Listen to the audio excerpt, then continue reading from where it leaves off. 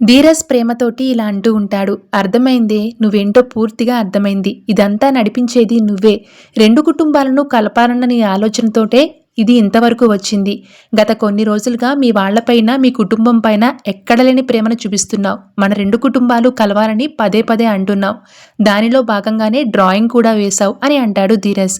ఒరేయ్, ఇప్పుడు ఇదంతా ఎందుకు మాట్లాడుతున్నావురా అని ప్రేమ అంటే, ఎందుకంటే నీ అన్నయ్య మా చెల్లెల్ని ట్రాప్ చేయడం నీ ఆలోచనలో భాగం కాబట్టి, నువ్వు చేయమంటేనే ఇదంతా చేస్తున్నాడు కాబట్టి అని అంటాడు ధీరజ్. ఆ మాటతో ప్రేమ, ఒరేయ్ ఏం మాట్లాడుతున్నావురా, మతి ఉందా పోయిందా అని అంటూ ఉంటుంది.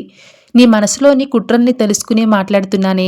ఈ 2 కుటుంబాలను ఒకటి చేయాలనే ఉద్దేశంతోనే మీ అన్నయ్యని మా చెల్లెల్ని కలపాలని చూస్తున్నావు అని నోరు పారేసుకుంటూ ఉంటాడు ధీరజ్.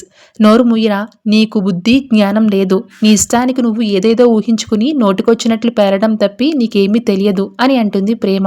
ఏంటే తెలిసేది? వాడు నా చెల్లెల్ని కలిసి వచ్చి వెంటనే నీతో మాట్లాడుతున్నాడు. దీన్ని బట్టి తెలుస్తుంది కదా, మా చెల్లెల్ని మీ అన్నయ్య ట్రాప్ చేయడం వెనుకున్నది నువ్వేనని, ఇదంతా నడిపిస్తున్నది తెర వెనుకున్నది నువ్వే అని అంటూ ఉంటాడు ధీరజ్.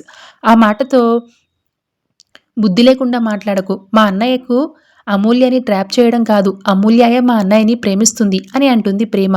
ఏంటే ఏమన్నావు అని ధీరజ్ బిత్తరపోయి చూస్తాడు.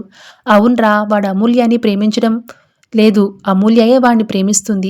అక్కడికి మా అన్నయ్యకి నచ్చచెప్తూనే ఉన్నాడు.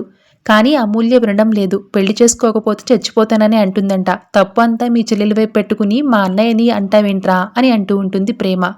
అబ్బబ్బా, ఎంత తెలివైన దానివే నువ్వు. మీ అన్నయ్యని వెనకేసుకుని రావడం కోసం నా చెల్లెలిపైకి తోసేస్తావా ఏంటి నువ్వు చెప్పేది? మా చెల్లెలి గురించి నాకు తెలియదా? మా చెల్లెళ్ళు తలెత్తి కూడా చూడదు. పైగా మీ అన్నయ్య అంటే దానికి అసహ్యం.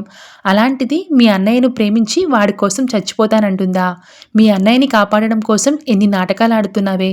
ఇప్పుడు తెలిసిందే నీ అసలు రూపం. మాతో పాటు ఉంటూ మాకే నమ్మకద్రోహం చేయాలని చూస్తావా అని రెచ్చిపోతూ ఉంటాడు ధీరజ్. ఒరేయ్, నోటికి ఎంత వస్తే అంత మాట్లాడుకురా అంటుంది ప్రేమ. దాంతో ధీరజ్, ఇంకా కవర్ చేయకే, మా చెల్లెలు మీ వాడి వెంట పడుతుందా? తెలుస్తానే, ఏం జరుగుతుందో తెలుస్తా. అమూల్యతో మాట్లాడిన తర్వాత అప్పుడు చెప్తా. ఇటు నీ సంగతి, అటు వాడి సంగతి.